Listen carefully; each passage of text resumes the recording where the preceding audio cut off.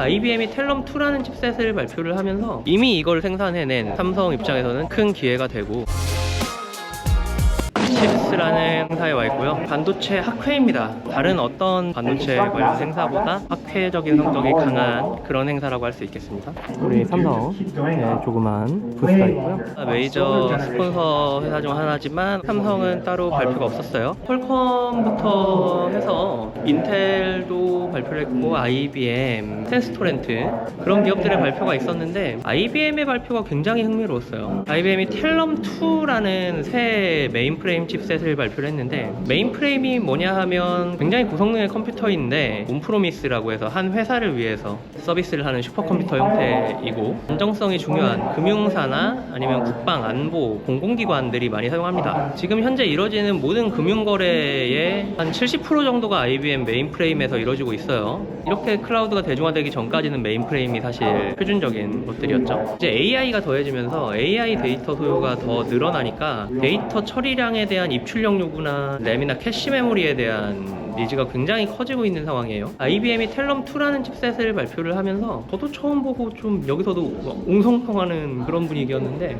현재의 CPU 설계 트렌드와 완전 역행하는 느낌의 디자인을 냈어요. 그리고 여기서 또 중요한 점은 이 칩셋이 삼성전자 파운드리 5나노 공정으로 생산이 됩니다. GPU, CPU 모두 다 5나노 공정에서 생산이 되고, 굉장히 IBM이 삼성과의 긴밀한 파트너십을 또 강조를 하더라고요. 7나노 공정에서 5나노 공정으로 진입을 하면서 같은 크기에 더 많은 메모리, 캐시 메모리를 넣을 수 있었다라는 설명을 하고, 전력 소모도 20%가량 줄고 성능도 20%가량 늘릴 수 있었다, 긍정적인 설명들을 했고, 현재의 CPU 트렌드를 생각해보면 일단 저전력 고효율, 그리고 칩셋 크기도 더 작게 만드는 것이 기본 철학이 되겠고, 거기에 AI 연산 능력을 더하고, 그래서 NPU 같은 칩셋을 더하고 GPU를 함께 이제 인테그레이트해서 SoC로 만드는 설계 철학의 대세죠. 그리고 전력 효율을 높이기 위해서 많은 회사들이 ARM 계열도 그렇고 퀄컴이나 뭐 AMD 또는 인텔도 모두 P코어, 퍼포먼스 코어와 E코어, 이피션시, 효율 코어를 나눕니다. 전력이 많이 필요 없는 이제 워크로드가 낮은 연산 같은 경우는 E코어를 활용해서 최대한 전력을 적게 쓰면서 작동을 하게 하고, 연산 소요가 크다 하면 P코어를 그때부터 가동하는 이런 시스템이 되죠.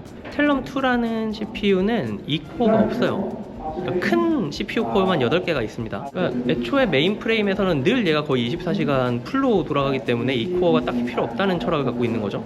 두 번째로 NPU가 없어요. AI 액셀러레이터, 그러니까 GPU는 조그맣게 있는데 NPU가 없고 대신에 DPU라는 유닛을 탑재를 했어요. DPU가 좀 신개념에 가까운 새로운 개념의 칩셋인데 데이터 프로세싱 유닛입니다. 그러니까 데이터 입출력, IO라고 부르죠. 입출력만 전담으로 하는 칩셋을 탑재를 했어요. 그리고 캐시 메모리, D램에서 끌어온 메모리를 가져다가 CPU에 공급해주는 굉장히 적은 용량의 고속 메모리를 캐시 메모리라고 합니다. 캐시 메모리가 비싸요. 그래서 많이 못 넣습니다. 근데 이 친구는 캐시 메모리 면적이 전체 칩셋 면적의 70% 정도를 차지하는 것 같아요. 캐시를 전작보다 40%를 키웠다고 하고, L1, 2, 3, 4 캐시해서 엄청나게 많은 용량의 캐시를 한 칩셋당 10개를 탑재를 했는데 CPU 코어보다 더 많은 캐시를 더 넣은 거예요. 그 캐시가 지금 보니까 DPU에 붙어 있습니다. 데이터 입출력 속도에만 올인한, 그리고 그 안정적인 처리에만 올인한 그런 칩셋인 거예요. 그러니까 현 세대 칩셋 설계의 트렌드를 완전 역행하는 건데, 또 스파이어라는 GPU 외부 AI 가속기를 처음으로 공개했습니다. 이 칩셋은 어차피 외부에 판매하는 게 아니라 IBM의 메인프레임이라는 완성된 컴퓨터를 할 때 그 안에 CPU와 GPU가 들어가는 겁니다.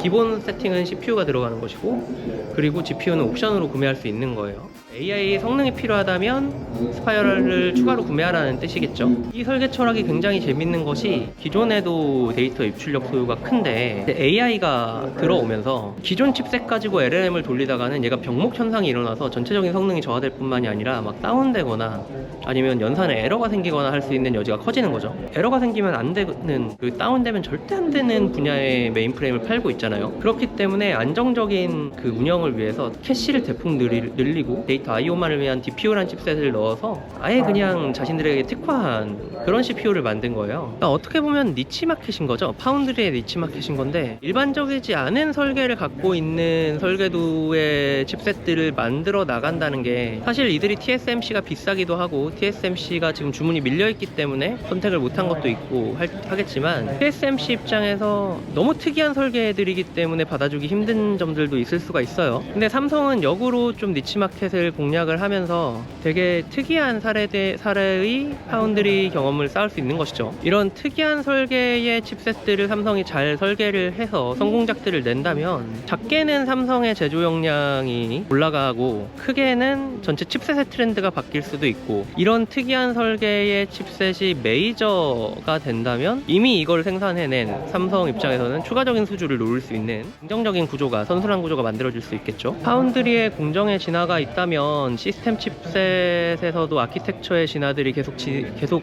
있기 때문에 아키텍처의 변화의 시기에, 큰 트렌드 변화의 시기에 이에 발맞춰서 대응을 잘 한다면 파운드리 입장에서도 큰 기회가 되고, 삼성 파운드리도 상생할 수 있는 구조가 된다면 기회를 잘 살릴 수도 있을 것 같아요. 실제로 TSMC가 사실 지금 이렇게 TSMC가 성장한 배경에도 모바일 전환을 하는 시기에 처음에 삼성이 생산하던 애플 AP들, 삼성 AP를 쓰다가 자체 설계를 하면서 TSMC로 넘어간 거죠. 그러면서 TSMC 매출이 폭발하면서 TSMC의 제조 공정이 함께 성장하는 이런 선순환이 만들어졌었거든요. 삼성도 이런 트렌드 전환의 기회를 잘 잡아서 좋은 성과 파운드리에서 낼 수 있었으면 좋겠습니다. 지나가다 뵌 우리 필요사 AI의 백정호 대표님.